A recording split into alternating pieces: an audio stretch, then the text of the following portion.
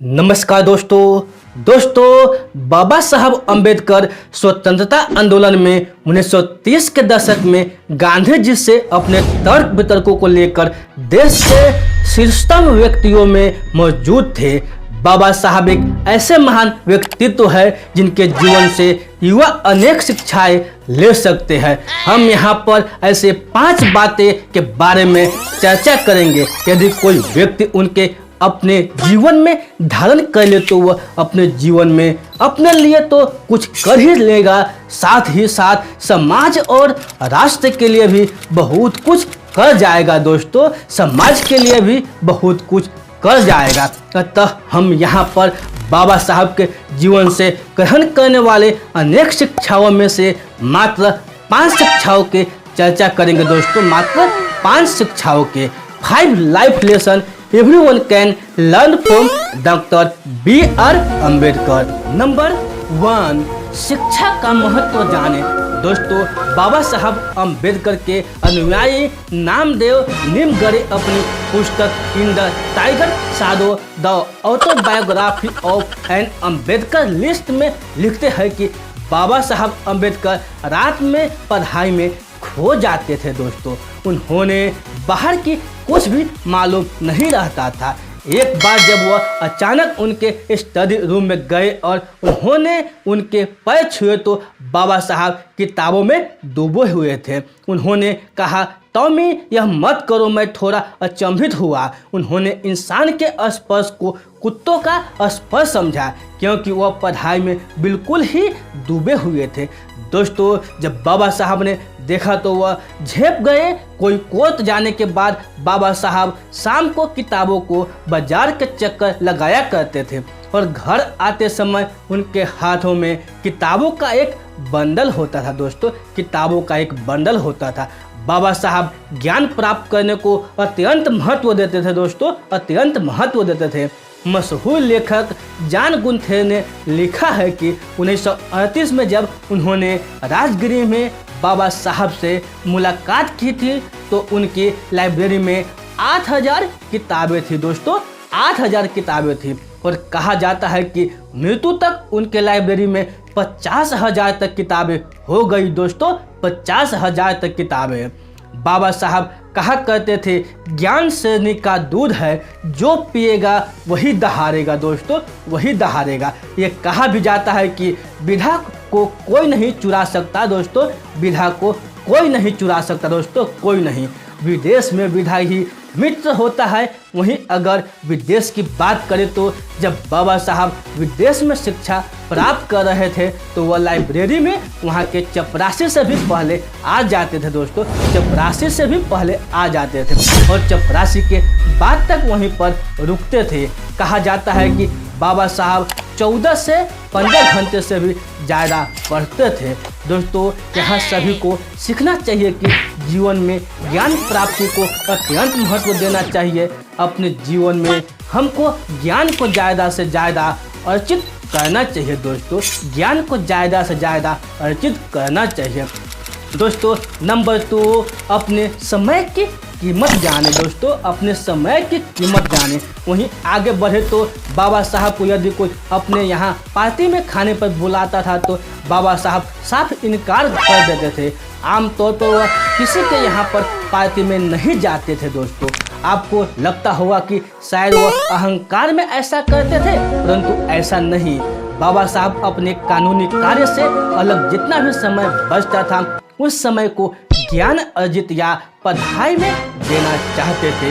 वह कहते थे कि मैं बाहर जाऊंगा, मेरा समय व्यर्थ होगा, इसीलिए आप घर पर ही भोजन पैक करके भेज देना। दूसरी बात यहाँ पर हम बाबा साहब से सीख सकते हैं अपने समय की कीमत। दोस्तों, सभी को अपने समय की कीमत पता होना चाहिए और व्यर्थ बातों में न पढ़कर अपने ज़्यादा से ज़्यादा समय को ज्ञान अर्जन में लगाना चाहिए। दोस्तों, ज्ञान अर्जन में लगाना चाहिए। बाबा साहब अपने समय का बहुत ध्यान रखते थे। वो काम से कम आते ही सीधा अपने स्टडी टेबल की ओर बढ़ जाते थे और पढ़ने लग जाते थे।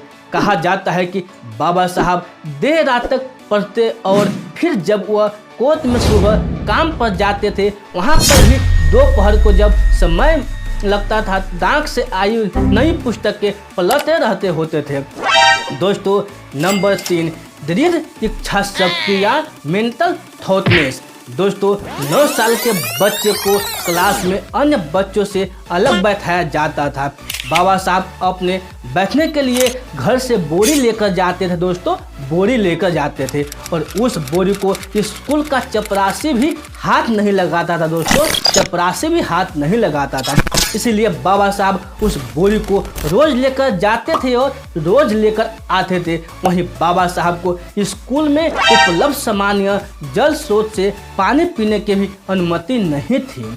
उनको चपरासी पानी दूर से देता था।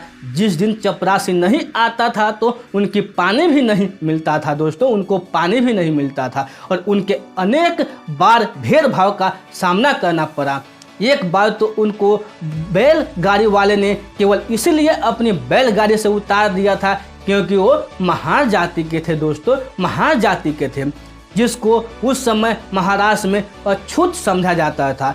एक बार बारिश आने पर बाबा साहब एक घर की दीवार का सहारा लेकर खड़े हो गए थे, जिसको देखकर उस घर की मालकिन ने बाबा साहब को धक्का देकर पानी में गिरा दिया था। दोस्तों धक्का देकर पानी में गिरा दिया था और जोर जोर से उन पर चिल्लाकर कहने लगी कि तूने मेरा घर अपवित्र कर दिया है।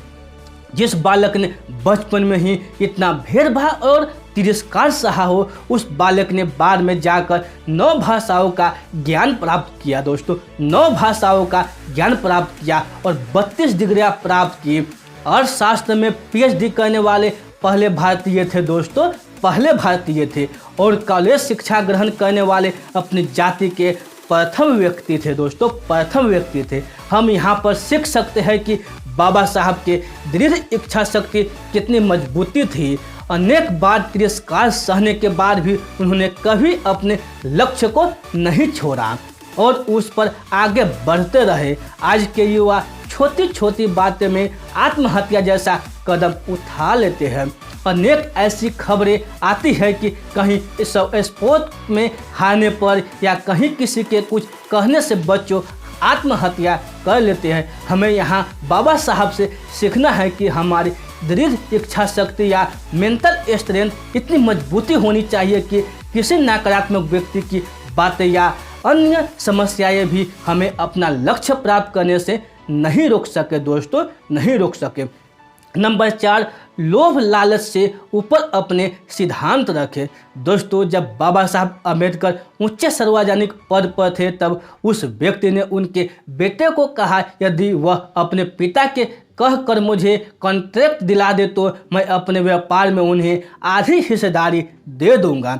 दोस्तों जब बाबा साहब के लड़के ने यह बात अपने पिता से कही तो बाबा साहब ने उन्हें कहा कि मैं यहाँ पर अपने बच्चों को पालने के लिए नहीं बैठा हूँ, समाज के हित के लिए बैठा हूँ।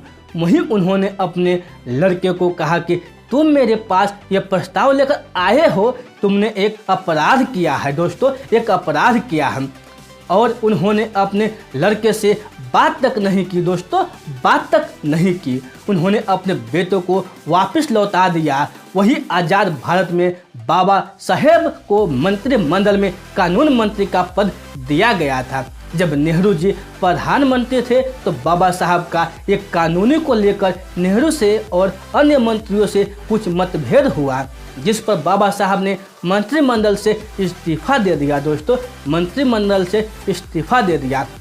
हम यहाँ पर बाबा साहब से सीख सकते हैं कि बाबा साहब का जीवन एक सामान्य तौर पर शुरू हुआ था और वह अपने जीवन के अंत में उच्चतम पदों को तक पहुँचे। तुरंत उन्होंने अपने जीवन में कभी भी लोभ या लालच को बिल्कुल अपने पास नहीं आने दिया। दोस्तों बिल्कुल अपने पास नहीं आने दिया। उन्होंने अपने सिद्धांतों पर हमेशा जीवन व्यतीत किया। जहां आज के नेता छोटी छोटी बातों पर बिक जाते हैं, वहीं बाबा साहब बचपन से अभाव और भेदभाव का दंश सहकर भी कभी अपने व्यक्तित्व पर दाग नहीं लगने दिया। दोस्तों दाग नहीं लगने दिया।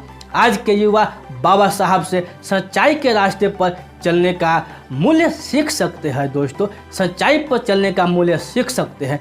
नंबर 5, जीवन बड़ा होना चाहिए, लंबा नहीं। दोस्तों बाबा साहब खुद कहा करते थे कि जीवन लंबा नहीं बड़ा होना चाहिए। उनके कहने का तात्पर्य था कि हम इस प्रकार जीवन व्यतीत करना चाहिए कि हम अपने समाज और राष्ट्र को कुछ दे सके, न कि इस प्रकार कि हम अपने समाज को और राष्ट्र पर बोझ बनकर जिए।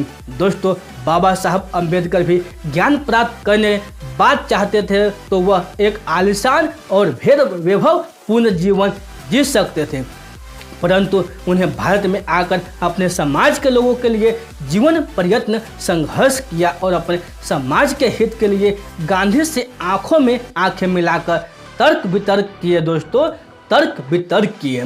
दोस्तों ये वीडियो आप लोगों को अच्छा लगे हो तो अपने दोस्तों के साथ जरूर शेयर कीजिएगा और ऐसे ही वीडियो देखने के लिए इस चैनल को जरूर सब्सक्राइब कीजिएगा। तो दोस्तों फिर मिलते हैं ऐसे ही अगले वीडियो में।